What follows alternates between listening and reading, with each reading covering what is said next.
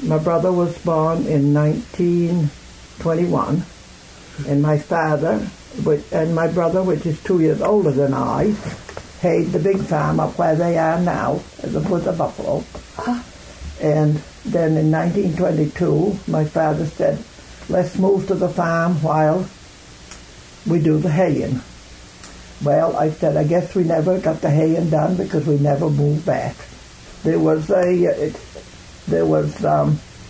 merry-go-round that we would, after they set the merry-go-round up, we would go over from school and have a ride that night before.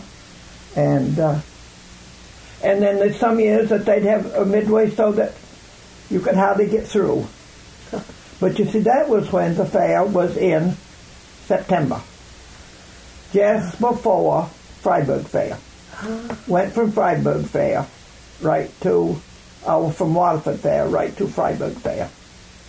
Then some other fairs come in, so that is why they had to set it up early in order to get the fair in. In July.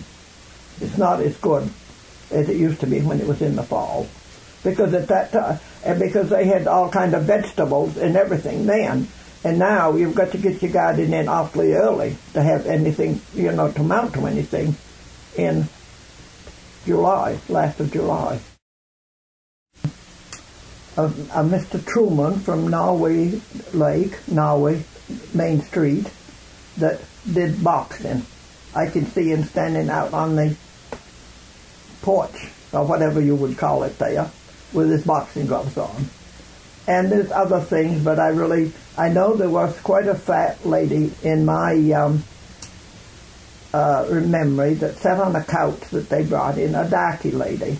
My mother cooked for her. And it was a 10-quart pail of chicken and biscuits. When I would go in to see her, she asked me to go home and get more food.